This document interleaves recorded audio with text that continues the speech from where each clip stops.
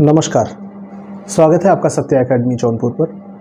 मैं सत्यपाल आपका स्वागत करता हूं इस प्लेटफॉर्म पर। इससे पहले की वीडियो में हमने लगभग लॉस एंड प्रॉफिट और डिस्काउंट ये चीज़ें हमने ख़त्म कर दी थी। आज हम एक नए चैप्टर या नए टॉपिक की शुरुआत करेंगे। फटाफट इसको देखते हैं, जिसमें हम इस चैप्टर से रिलेटेड जो मेन कॉन्सेप्ट है, जो बेसिक चीज़ें हैं वो देखेंगे और उसके बाद ट्रिक के माध्यम से 2-3 सवालों को सॉल्व करेंगे। ठीक है, इस वीडियो में आपको छोटा वीडियो बनाऊंगा। मेरा कोशिश रहेगा कि मैं बहुत कम समय में ये चीज़ें आपको समझाने की कोशिश करूँ। ठीक है, शुरू करते हैं। नाम है इस चैप्टर या इस टॉपिक का नाम है द्विघात समीकरण, क्वाड्रेटिक इक्वेशन। द्विघात समीकरण एक ऐसा समीकरण है जिसमें किसी चर का मैक्सिमम पावर या मैक्सिमम घात 2 होता है, उसे द्विघात समीकरण कहा जाता है। जैसे अगर कोई संख्या है, इस तरह से अगर कोई संख्या लिखा गया है, यहाँ हम आपको एग्जाम्पल के रूप में सिर्फ व्हाइट बोर्ड का इतना भाग ले रहे हैं, इस चीज़ पे फोकस कीजिए। मान लीजिए कोई इक्वेशन है x² + 2x + 3 = 0। यहाँ पे आप देख रहे हैं 2 x है, एक x यहाँ है, एक x यहाँ है। इन चीज़ों को हम चर राशियाँ कहते हैं। क्या कहते हैं? चर राशियाँ, जिनकी वैल्यू निश्चित नहीं होती है, उन्हें हम चर राशियाँ कहते हैं। और बाकी ये और ये एक अचर राशि है, इसकी वैल्यू हमेशा निश्चित रहती है। 2 की वैल्यू सिर्फ 2 ही है, इसका वैल्यू चेंज नहीं हो सकता है। ठीक है, यहाँ पर x² + 2x + 3 में अगर देखेंगे तो एक जो x है या जो चर राशि है, इसका मैक्सिमम पावर 2 है। क्या है? मैक्सिमम पावर 2 है। और यहाँ पर एक x है, इसका मैक्सिमम पावर 1 है। तो आप इस समीकरण को देख रहे हैं तो आपको मिल रहा है कि x का सबसे अधिकतम घात 2 ही है, इसके अलावा कुछ नहीं है। इसका मतलब यह एक द्विघात समीकरण है। राइट? यहाँ पर अगर द्विघात समीकरण है तो इसका एक बेसिक फार्मूला है, द्विघात समीकरण का एक बेसिक स्ट्रक्चर है, संरचना है। वो किस तरह से होता है मैं आपको उसको बताता हूँ कैसा होता है। जब आपको कभी भी सवाल में इस टाइप का एक इक्वेशन मिले, ax² + bx + c = 0, इस टाइप का अगर कोई इक्वेशन मिलता है, कोई समीकरण मिलता है, तो इसका मतलब यहाँ पर यह द्विघात समीकरण है, क्वाड्रेटिक इक्वेशन है। राइट? जहाँ a एक चर राशि है, b भी चर राशि है और c भी चर राशि है। यहाँ पर कभी भी a जो है वह 0 के बराबर नहीं हो सकता। अगर द्विघात समीकरण की संरचना में या द्विघात समीकरण रहना है तो a कभी भी 0 नहीं हो सकता है। ठीक है, क्यों? अगर a 0 हो गया तो क्या होगा? a अगर 0 हो गया तो यहाँ से अगर इसका मान 0 हो गया तो इसका मान भी 0 हो जाएगा और सामने सिर्फ ये बचेगा और यहाँ पर इसका घात 1 है। तो अगर 1 घात है तो उसके लिए वह सिंपल या साधारण समीकरण होगा, द्विघात समीकरण नहीं होगा। द्विघात समीकरण होने के लिए यह जरूरी है कि जो x है या जो चर राशियां हैं, उनकी वैल्यू या उनकी घात 2 होनी चाहिए, मैक्सिमम 2 होना चाहिए। जिसका घात 2 है वही द्विघात समीकरण है। बात समझ में आई? ठीक है, आगे हमने लिखा है, ये चीज समझ गया द्विघात समीकरण किसे कहते हैं और द्विघात समीकरण के लिए जरूरी कंडीशंस क्या है। जरूरी कंडीशन ये है, ये चीज 0 हो गया, ये चीज 0 हो गया, नो मैटर, कोई बात नहीं, लेकिन a कभी भी 0 नहीं होना चाहिए। a never equal to 0। ठीक है, चलो दूसरा चीज, द्विघात समीकरण के मूल, रूट्स ऑफ क्वाड्रेटिक इक्वेशन। इसका मतलब यह है कि द्विघात समीकरण के जो मूल हैं, मूल किसे कहते हैं? किसी द्विघात समीकरण के चर राशियों के वे मान जो उस द्विघात समीकरण को संतुष्ट करते हैं, वास्तविकता में उस द्विघात समीकरण को संतुष्ट करते हैं। और यहां पर अगर x की घात 2 है तो हमेशा x की वैल्यू 2 मिलेगी आपको। एक ए मिलेगा एक बी, यानी अलग अलग दो मिलेगा। अगर दो मिल रहा है तो एक वैल्यू को आप अल्फा कह सकते हैं, दूसरे वैल्यू को आप बीटा कह सकते हैं। इसका मतलब कि द्विघात समीकरण के जो दो मूल होंगे वो एक अल्फा होगा और दूसरा बीटा होगा। क्या होगा? द्विघात समीकरण के दो मूल कौन से होंगे? Alpha plus beta, right? Alpha और बीटा, ये अल्फा है ये बीटा, द्विघात समीकरण के मूल होंगे। और ये तभी प्राप्त होंगे, x की वैल्यू तभी मिलेगी जब आप इस समीकरण को गुणनखंड करेंगे। गुणनखंड करके इसको ब्रेक करके दो वैल्यू आप निकालेंगे तो उसका आपको अल्फा और बीटा का वैल्यू आपको मिल जाएगा, यानी दो मूल मिल जाएंगे। और उन वे दोनों रूट्स, रूट मतलब मूल, वही जो दोनों रूट्स है वे हमेशा इस समीकरण को संतुष्ट करेंगे। इसका एक पार्ट, इसका जो लेफ्ट हैंड साइड है वो कुछ भी हो, लेकिन राइट हैंड साइड हमेशा जीरो होगा। यानी अब इस इक्वेशन में अल्फा और बीटा के कोई भी मान जो मिलते हैं, अगर उनको आप रखते हो और राइट हैंड साइड आपका जीरो हो जाता है, तो इसका मतलब अल्फा और बीटा के मान करेक्ट है, सही है। इस तरह से सवाल एग्जामिनर पूछता है कि क्या ये अल्फा और बीटा का मान फला समीकरण में या इस समीकरण में को संतुष्ट करते हैं कि नहीं। ठीक है। द्विघात समीकरण के मूलों की प्रवृत्ति देखो, ये जो द्विघात समीकरण है ना वो किस टाइप के आएंगे, आपको ऐसा भी पूछा जाता है। कैसे? समीकरण दे देगा और वहां पर आपको पूछेगा कि हमें अल्फा और बीटा की वैल्यू नहीं मालूम है और फिर भी अल्फा और बीटा का प्रवृत्ति या नेचर कैसा होगा ये बताओ। ये डिपेंड करते जो अल्फा और बीटा यानी जो उनके मूल हैं, उनके मूलों का नेचर डिपेंड करता है उनके विवितकर पर। किस पे? विवितकर पर। विवितकर क्या होता है? ये सवाल आया, विवितकर क्या होता है? विवितकर का मतलब होता है डी से इसे डिनोट करते हैं और विवितकर बराबर होता है, ये वह है, विवितकर बराबर होता है बी स्क्वायर माइनस 4ac। क्या होता है? बी स्क्वायर माइनस 4ac, या इसको लिख सकते हैं d equal to b square minus 4ac, right? ये जो d का वैल्यू है, जब इस बी स्क्वायर और 4ac को हम सॉल्व करेंगे, यानी बी स्क्वायर में से 4ac को घटाएंगे, तो जो वैल्यू मिलेगा d, वह डिपेंड करेगा, अगर वह जो d का वैल्यू आ रहा है कैसे आएगा? B square minus 4ac। B square minus 4ac क्या है? b क्या है और ac क्या है? यह a है, यह b है और यह c है, राइट? ये अल्फा और बीटा अलग चीजें हैं, ध्यान रखना। अल्फा और बीटा क्या है? वो अलग चीजें हैं। अल्फा बीटा क्या है? उनके मूल हैं। अल्फा और बीटा का मान आप इस x के जगह पर रखोगे, एक x जो भी है यहां पर रखोगे तो इसको संतुष्ट करेगा, या इक्वेशन सॉल्व होगा या बराबर होगा। ठीक है। इसका जब तुलना करोगे तो दोनों right hand side left hand side दोनों बराबर हो जाएंगे, वो अल्फा बीटा का मान है। लेकिन समीकरण में जो दिया गया है ये ax square plus B X plus C, जो समीकरण में दिया गया है वह वैल्यू होता है एक। जो इस एक्स स्क्वायर का जो गुणांक होगा उसे a कहेंगे, जो x का गुणांक होगा उसे b कहेंगे। ये मल्टीप्लिकेशन, इसका b और x का मल्टीप्लाई हो रहा है ना, यानी ये मल्टीपल है दोनों एक दूसरे के।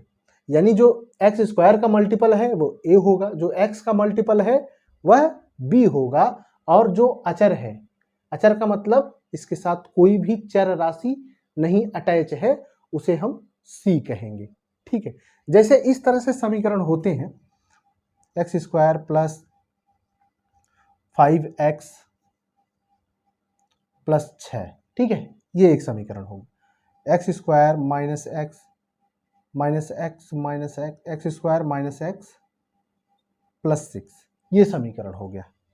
फिर 2x square plus 3x plus 6, ये समीकरण हो गया। यहाँ दो, a का वैल्यू 2, b का वैल्यू 3, c का वैल्यू 6, ये हो गया c, यह हो गया b, यह हो गया a। इसी तरह से इसमें भी यहाँ a का वैल्यू क्या होगा? 1, यहाँ कुछ नहीं है मतलब 1, b का वैल्यू 5, सी का वैल्यू 6, राइट। इस तरह से ए बी सी का वैल्यू पता चल जाता है समीकरण देखते ही। समीकरण को आप देखोगे ए और बी सी का वैल्यू आपको देखते ही दिख जाएगा, लेकिन आपको डी का वैल्यू निकालना पड़ेगा, वो दिखेगा नहीं। ये डी का वैल्यू जो होगा वो निकालना पड़ेगा। यहाँ d equal to b square minus 4ac से, यानी x का गुणांक जो b है, यानी ये इसका स्क्वायर करेंगे, फिर 4a यानी a और c गुणा करेंगे, तो जो वैल्यू हमको d मिलेगा यहाँ पर गुणा करने पे जो भी मिलता है d, वो डिपेंड करता है इसके मूलों पर। जो d है वह इन मूलों की प्रवृत्तियों को प्रकट करता है, डिस्प्लाइड करता है। जो अल्फा है बीटा है वो किस तरह के होंगे, वो कौन प्रकट करता है, ये डी विविधकर। इस समीकरण का विविधकर ही इस द्विघात समीकरण के अल्फा और बीटा यानी जो मूल हैं उनकी प्रवृत्ति, उनके नेचर को दिखाएंगे। तो इनके नेचर डिपेंड किस तरह से दिखाएंगे, नेचर दिखाएंगे तो कैसे दिखाएंगे, इनकी प्रवृत्ति इस तरह से है। अगर डी का मान 0 से बड़ा होता है, ये देख रहे हैं, डी का मान अगर 0 से बड़ा होता है तो जो इसके मूल हैं, जो इनके रूट्स हैं, वो वास्तविक और असमान होंगे। क्या होंगे, वास्तविक तो होंगे लेकिन एक दूसरे के समान नहीं होंगे, अलग अलग होंगे, ठीक है। दूसरा, अगर ये डी से अगर यह डी जो है वह 0 से छोटा हो जाता है, तब क्या होंगे, तो मूल अवास्तविक होंगे। क्या होंगे, अवास्तविक होंगे। अवास्तविक का मतलब कभी कभी आपको एग्जामिनर ऐसा सवाल दे देता है, ये इक्वेशन है, इस इक्वेशन के अकॉर्डिंग, यानी ये आपको एक क्वाड्रेटिक इक्वेशन है दिया है, और इस क्वाड्रेटिक इक्वेशन के अकॉर्डिंग आपको बताना है कि इसके रूट्स का बिहेवियर या इसके रूट्स का नेचर किस टाइप का होगा, वो आपको सॉल्व करना होता है। इसी तरह से d इक्वल टू 0 दिया है, अगर d की वैल्यू 0 हो जाती है तो मूल वास्तविक और समान होंगे, यानी जो उसके अल्फा और बीटा होंगे, अल्फा और बीटा यानी दोनों मूल जो हैं वो एक दूसरे के समान हो जाएंगे। क्या हो जाएंगे, एक दूसरे के समान हो जाएंगे, तो ये 0 मिल जाएगा यहाँ पे, ठीक है। ये तो था आपका यहां तक का ये इसका डिस्क्रिप्शन, किसका, क्वाड्रेटिक इक्वेशन का, द्विघात समीकरण का आपको व्याख्या इस तरह से होता है। लेकिन अभी द्विघात समीकरण आगे आपको क्या देखना है, वीडियो में बने रहना, आगे आपको मैं बताऊंगा कि ये द्विघात समीकरण को सॉल्व कैसे करते हैं, ठीक है। चलो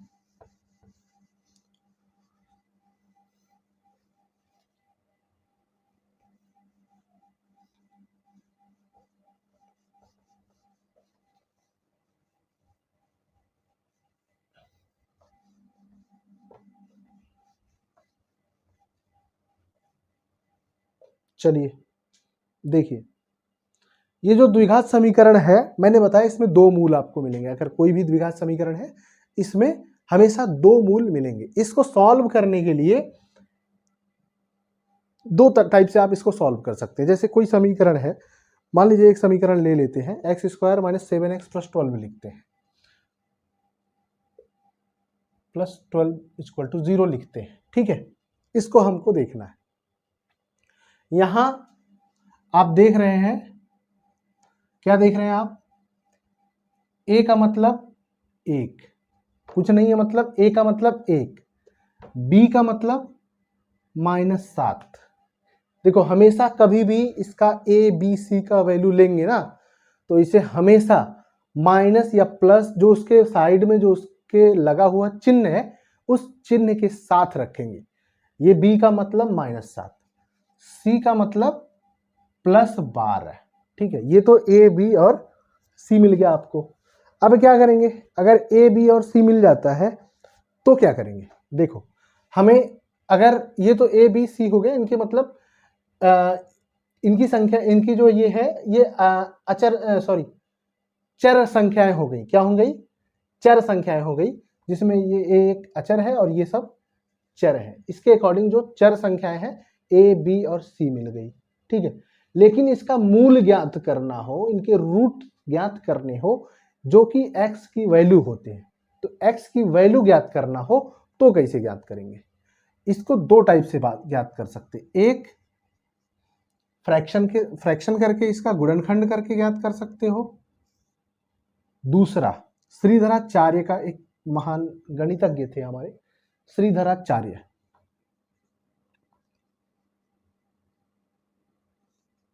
श्रीधराचार्य के नियम से, गुणनखंड से और श्रीधराचार्य के नियम से। ये जो है ये तो इसका बेसिक है, इसका फॉर्मूला होता है plus minus b sorry x equal to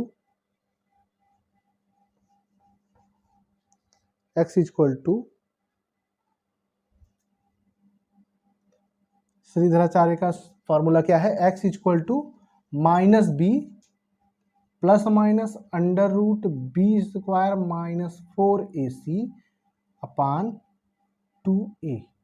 ये इसका बेसिक फार्मूला है। इस फार्मूले पे कोई भी द्विघात समीकरण रहने दो, कैसा भी रहने दो, अपने आप में पहाड़ हो, तोप हो, कुछ भी रहने दो, यहां पर आके ये धराशायी हो जाएंगे। ये फार्मूला जो है यहाँ पे सारे के सारे खत्म हो जाएंगे। लेकिन शर्त यह है कि इसको सॉल्व करने में थोड़ा टाइम लगता है। क्या लगता है? टाइम लगता है, लेकिन आपका सवाल 100% सही होगा, ये गारंटी वाला चीज है। लेकिन जो ये गुणनखंड है, गुणनखंड क्या है? गुणनखंड में आपको सिर्फ और सिर्फ दिमाग यूज करना है। कैसे? अभी तो सिर्फ गुणनखंड बता रहे हैं, लेकिन जब ट्रिक बताएंगे ना तो आप सेकंडों में क्वेश्चन कर सकते हो, सेकंडों में। ठीक है, पहले इसको देख लो, गुणनखंड कैसे करते हैं। गुणनखंड करने के लिए इसका यानी जो मूल दो है, दो मूल निकालने के लिए आप x square minus 7x plus 12 को आपको ज्ञात करना है। तो ये x square minus 7x plus 12 equal to 0 से निकालना है। यहाँ पर देखो ये प्लस 12 है और माइनस 7 है और यहाँ पर 1 है। तो क्या करते हैं, c और a का गुणा कर लेते हैं। यहाँ पर अगर 1 है तो कोई दिक्कत नहीं है, तो 12 का 1 में गुणा करेंगे तो 12 ही मिलेगा। लेकिन अगर यहाँ पे कुछ होता, 2 3 4 कुछ होता, तो c और a का गुणा कर लेते। ठीक है, जो मिलता, यानी यहाँ पर भी हमने गुणा किया, c और a का गुणा किया, 12 1 के 12 मिला। ठीक है, अब 12 को जो ये संख्या मिली है उस पर ध्यान दीजिए। अब इस संख्या यानी 12 को ऐसे दो भागों में डिवाइड करो जिसको जोड़ने पर या घटाने पर, क्या करने पर, जोड़ने या घटाने पर ये चीज आ जाए, b मिल जाए, यानी -7 मिल जाए, और उनको गुणा करो तो ये 12 मिल जाए। क्या मिल जाए? 12 मिल जाए। समझ में आई बात? फिर से सुनो, इसको हमने यहाँ पे गुणा कर दिया, गुणा करने के बाद जो मिला हम उस संख्या को लेकर यह कहते हैं कि अब हमको इस संख्या को ऐसे दो भागों में डिवाइड करना है कि उसको जोड़ने पर हमें यह मिले, यानी b का वैल्यू मिले, और उसको गुणा करने पर हमें जो अभी मिला है गुणा करने पर वो फिर से मिले। ठीक, तो ऐसा संख्या कौन सा होगा? 6 दूनी 12 होता है कि नहीं होता है? 6 दूनी 12 तो होता है, लेकिन 6 में 2 जोड़ोगे तो 8 हो जाएगा, और 6 में से 2 घटाओगे तो 4 हो जाएगा। दोनों चीजें करने पर हमको ये चीज नहीं मिल रहा है। ठीक है, दूसरा चीज क्या कर सकते हो, 12 1 के 12 होता है, गुणनखंड है ना 12 1 के 12, 12 में 1 जोड़ोगे तो 13 मिल जाएगा, लेकिन 12 में 1 घटाओगे तो 11 मिल जाएगा। ये भी संतुष्ट नहीं कर रहा है। आप क्या कर सकते हो, 4 और 3 का गुणा करके देखो, 4 तिहाई 12, यानी 4 और 3 का गुणा करने पर 12 तो मिल जा रहा है, लेकिन इनको जोड़ें कि घटाएं? अगर इनको जोड़ेंगे तो ये 7 हो जाएगा, लेकिन यहां पर माइनस लेके आना है, हमको माइनस लेके आना है तो माइनस के साथ जोड़ देंगे। क्या कर देंगे? माइनस के साथ जोड़ देंगे। ठीक है, ये चीजें देखो, जो जिसने मैथ पढ़ा है ना उसको ये चीजें समझ में आ रही हैं। जो बच्चा एकदम से मैथ नहीं पढ़ा है उसके लिए मैं ट्रिक बताऊंगा, वो चीज देख लेना। ट्रिक में आपको पूरी तरह से क्लियर हो जाएगा। तो ये -4 और -3 हो गया। अब यहाँ पे -4 और -3 के रूप में 7 को तोड़ दीजिए, यह हो गया x square minus 4x minus 3x, यानी -7x को हमने क्या कर दिया, -4 और -3x में लिख दिया, ठीक है, और कुछ नहीं किया है, बराबर 0। अब ये दो चीज़ों के एक साथ रख दो, इन दोनों चीज़ों को एक साथ रख दो। यहाँ पे x² है और ये 4x है, दोनों में x कॉमन है, दोनों में x है ना, इसके लिए x कॉमन ले लेंगे। ये बचा x, यहाँ पर बचा -4। अब यहाँ पर माइनस चिन्ह के साथ लेंगे, -3 कॉमन लेंगे, यहाँ पर बचेगा x, और यहाँ पर देखो प्लस है लेकिन हमने माइनस खींच लिया, तो फिर यहाँ माइनस बचेगा, ये हो जाएगा माइनस, और 12 में 3 का भाग देंगे तो 4 बराबर 0।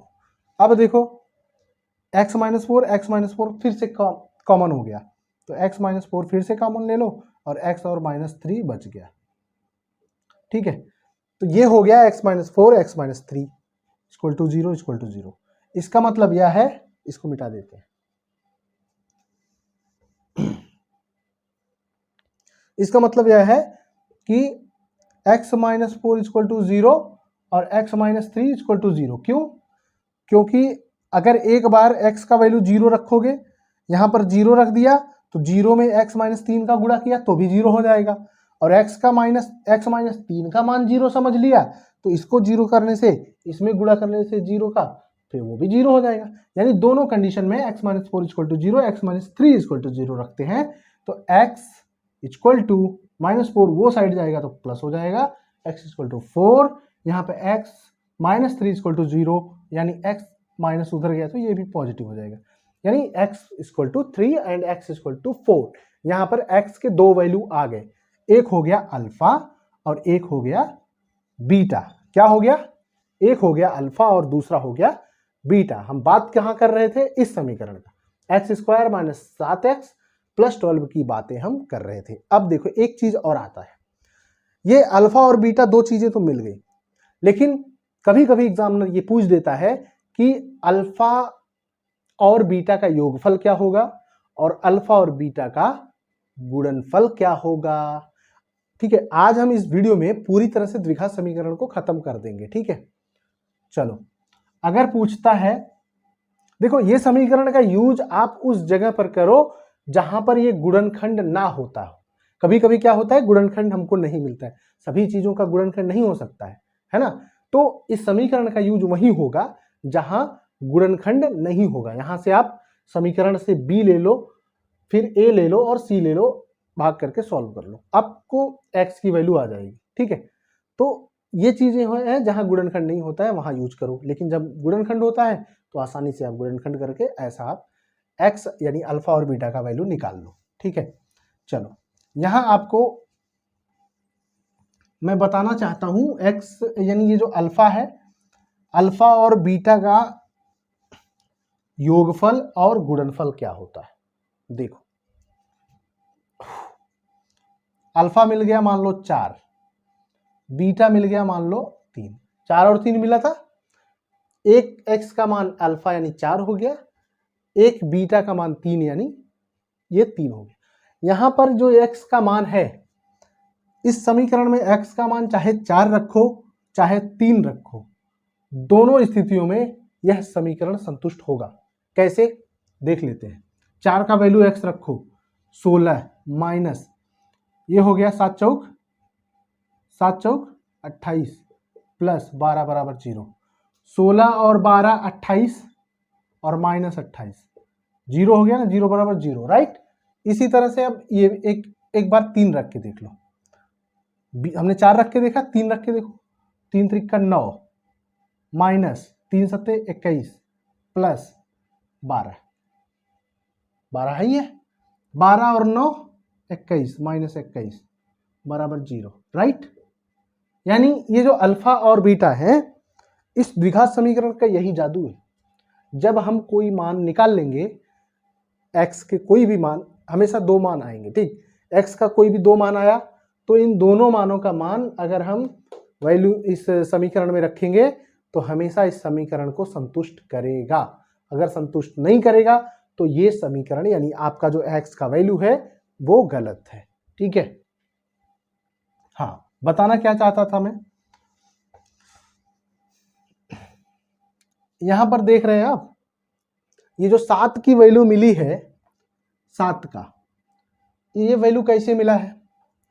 आप देख रहे हैं 4 और 3 है ना, 4 और 3 का वैल्यू होता है 7।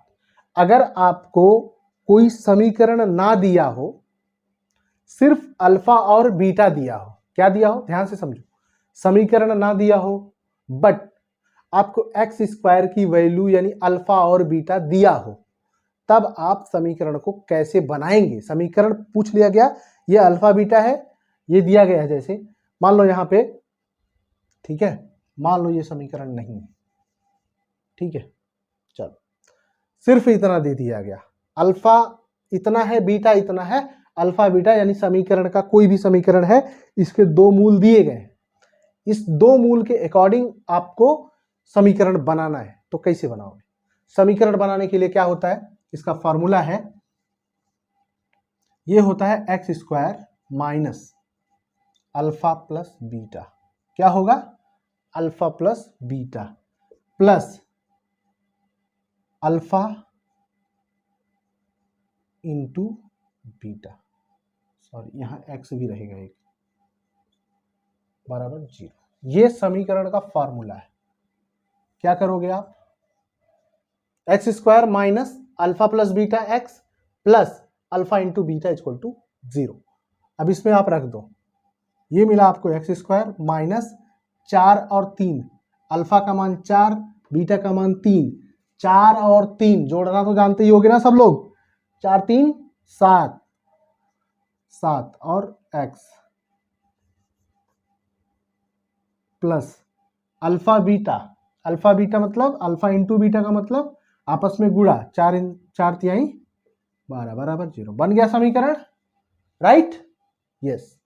यहां पे अल्फा और बीटा की वैल्यू आपको मिलती है, तो आप इस समीकरण में रखकर x square minus alpha plus beta into x plus alpha into beta में रखकर आप इक्वेशन निकाल सकते हो।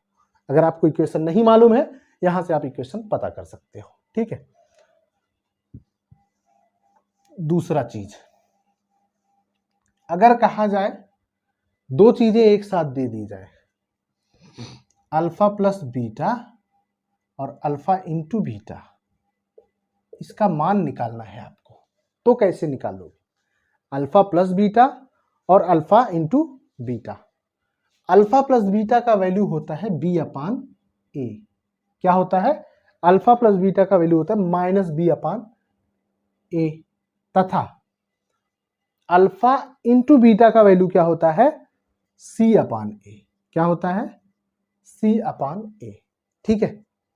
ये जो अल्फा प्लस बीटा हुआ, यानी अल्फा और बीटा का जोड़ो, अल्फा और बीटा को जोड़ोगे ना तो माइनस बी अपान ए मिलेगा, तथा अल्फा और बीटा को गुणा करोगे तो सी अपान ए मिलेगा। चलो इस समीकरण में आप संतुष्ट कर लो। समीकरण किधर गया?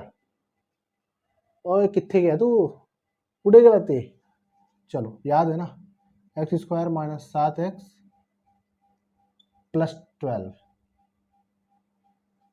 Equal to 0, right? इस समीकरण में हमको अल्फा प्लस बीटा का मान इस समीकरण से लेके हमको यहां इसको प्रूफ करना है। कैसे प्रूफ करेंगे? देखो, हमने बताया alpha plus beta equal to minus B upon A होता है। यहां पर अल्फा प्लस बीटा का मान -7 होता है। तब आप कहोगे इधर -7 है, फिर ए आएगा तो बटा में हो जाएगा, तो कैसे सॉल्व होगा बताइए? होगा, देखो हमें सिर्फ अल्फा प्लस बीटा का मान, यहां पर अगर अल्फा प्लस बीटा देखो तो इसका मान, इससे अगर आप तुलना करोगे तो इसका मान सिर्फ 7 होता है। कितना मिल रहा है?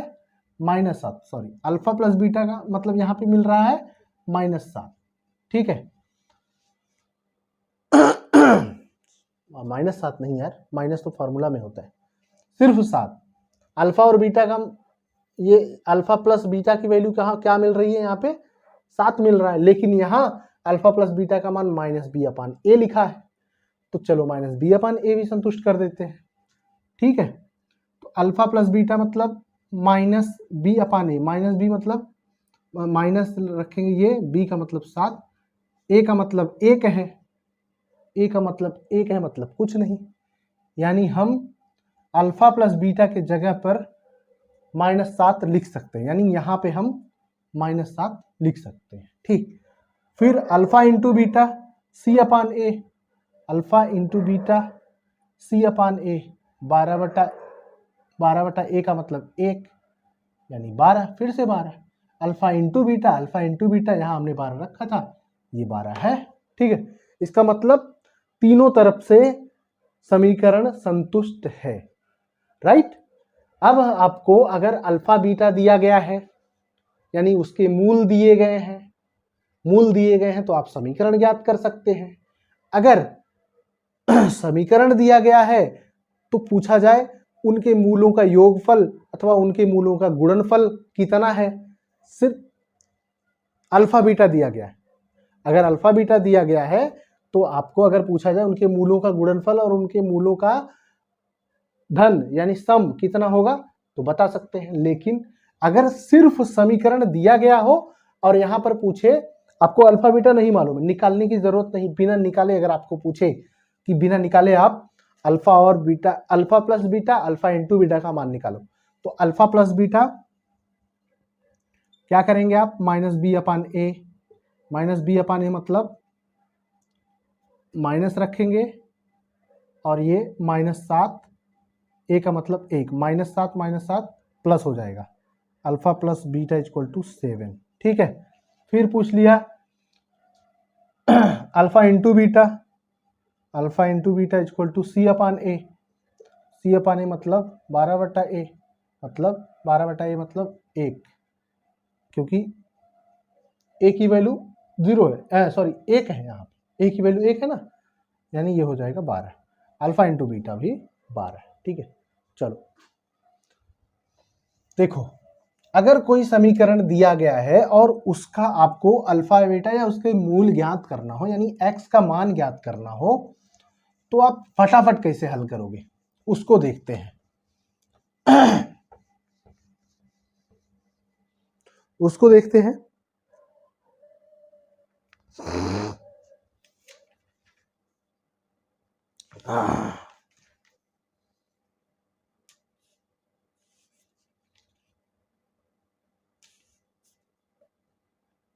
चलो,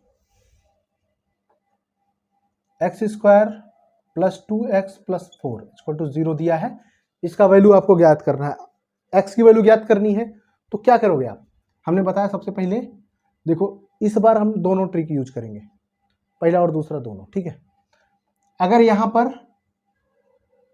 c है और ये a है, c और a का गुणा कर देंगे तो आपको कितना मिलेगा, 4 और 1 का गुणा होगा 4 होगा। ठीक है, क्या मिलेगा, 4 मिलेगा। तो हमको ऐसा गुणा करना है कि गुणा करने पर 4 आए और जोड़ने अथवा घटाने पर 2 आए। कितना आए, जोड़ने अथवा घटाने पर 2 आए। क्या इसका कोई समीकरण है,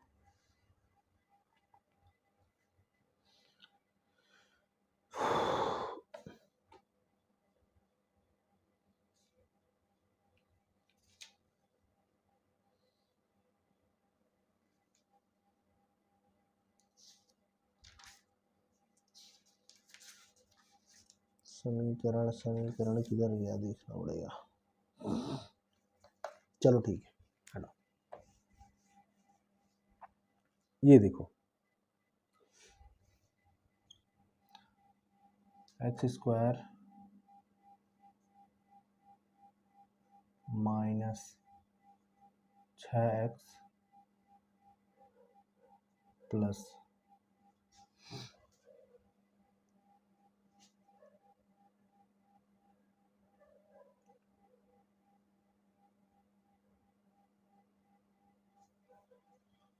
-5x प्लस 6 इक्वल टू 0। ठीक है, दूसरा है x² plus 15x plus 36 equal to 0, x² plus x minus 72 equal to 0। ठीक है, इसको सॉल्व कर, तीन समीकरण को सॉल्व करते हैं। ठीक है, यहाँ पर सबसे पहले x square minus 5x plus 6 equal to 0 है। यहाँ सबसे पहले आप क्या करेंगे, ये c का वैल्यू है, ये a का वैल्यू है, c में a का गुणा करेंगे तो आपको 6 मिलेगा। यानी इस 6 को इस तरह से तोड़ो कि उसको गुणा करने पर 6 मिले और जोड़ने या घटाने पर 5 मिले। तो आप क्या देख रहे हो, 6 को आप 2 गुणे 3 में तोड़ देंगे तो 2 और 3 को जोड़ोगे तो 5 मिल जाएगा, और 2 और 3 का गुणा करोगे तो 6 मिलेगा। लेकिन यहाँ पे आपको -5 लेना है, तो इसका मतलब यहाँ -3 और यहाँ -2 और -3 के साथ लेना पड़ेगा। क्यों? क्योंकि -2 और -3 का गुणा करोगे तो +6 तो मिल जाएगा, और इनको जोड़ोगे तो -5 भी मिल जाएगा। तो यानी इसको इस तरह से लिख सकते हो, x square minus 2x minus 3x और इसको यहाँ +6, ठीक है। x कॉमन ले लीजिए, x माइनस 2 -3 कॉमन ले लीजिए, x माइनस 2। कैसे? 3 यहाँ से निकल गया, 3 दूनी 6 ये हो गया। अब x माइनस 2 कॉमन हो गया, तो ये हो गया x minus 2 into x minus 3 equal to 0, right. ये हो जाने पर क्या करेंगे, एक बार x माइनस 2 इक्वल टू 0 करेंगे, एक बार x माइनस 3 इक्वल टू 0 करेंगे, तो यहाँ से हो जाएगा x बराबर +2, यहाँ से हो जाएगा x बराबर +3। यानी अल्फा या बीटा का मान कितना हो गया, 2 और 3, x का मान 2, x का मान 3। इतना बड़ा लगा, लेकिन आपको सिंपल अगर छोटे में करना है तो क्या करेंगे, यहाँ पर देखिए ये जो b की वैल्यू है ना, b की वैल्यू आप b का मान चेंज कर, इसके जो पॉजिटिव यानी प्लस है ना, अगर b प्लस में है, अगर b प्लस में है तो b और c दोनों का चिन्ह बदल दो, दोनों का चिन्ह बदल दें, ठीक है, बदलें। तथा अगर b माइनस में है, अगर b माइनस में है तो सिर्फ और सिर्फ b का चिन्ह बदल दें। किसका चिन्ह बदलें? b का चिन्ह बदलें। ये चीज नहीं समझ में आया? देखो यहां आपको x का मान 2 और 3 मिल गया, याद है ना, 2 और 3, ठीक है। ये सब करने की जरूरत नहीं है, ये समीकरण है, ठीक है। यहां पे b, मैंने कहा b को, ये जो समीकरण है इसका सॉल्व या इसका सलूशन b के मान पर निर्भर करेगा। ये ट्रिक है, ध्यान से समझना, b के मान पर निर्भर करेगा। अगर b प्लस है, यहां पर प्लस है b नहीं, माइनस है, तो पहला वाला कंडीशन भूल जाओ, क्योंकि अगर प्लस है तो b और c दोनों के चिन्ह बदलने पड़ेंगे। लेकिन अगर b नेगेटिव है, माइनस है, तो b का चिन्ह बदल दो। b का चिन्ह बदल दिया हमने, यह प्लस हो गया, +5 हो गया। अब यानी b का जो मान आए, जो a और b का मान आएगा वो सिर्फ और सिर्फ इनके गुणनफल पर डिपेंड करेगा। अगर इनका गुणनफल 6 1 के 6 आता है तो 6 1 के 6 मतलब दो ऐसी चीजों का गुणा करो कि यहां पर +5 मिले। तो किसका गुणा करेंगे आप? 3 दूनी 6, यानी x की वैल्यू 3 और 2 हो गई, डायरेक्ट खत्म, आपको कुछ नहीं करना है। अगर यहाँ पर +5 है तो आप माइनस है तो इसको प्लस में कन्वर्ट कर देंगे, तो ऐसी संख्याएं लाएंगे जो 5 यहाँ पर आ रहा है, +5 बनाता हो, तो 3 दूनी 6, 3 और 2 बना रहा है, 3 और 2 से x की वैल्यू 3 और y की वैल्यू 2, सॉरी, एक x की वैल्यू 3, दूसरे x की वैल्यू 2, ठीक है। इसी तरह से इसको देखो, यहां पर x की वैल्यू क्या है, सॉरी b की वैल्यू क्या है, मैंने बताया b को ध्यान देंगे, b की वैल्यू है +15। अब हमको क्या करना है, b और c दोनों के चिन्ह बदल देने हैं, यानी यहाँ -15 कर देना है और यहाँ -36 कर देना है। अब हमको ऐसी संख्या ज्ञात करनी है जिसको गुणा करने पर 36 आए और जोड़ने और घटाने पर -15 आए। तो क्या होगा, x और y की वैल्यू ज्ञात करनी है। देखो 8 सते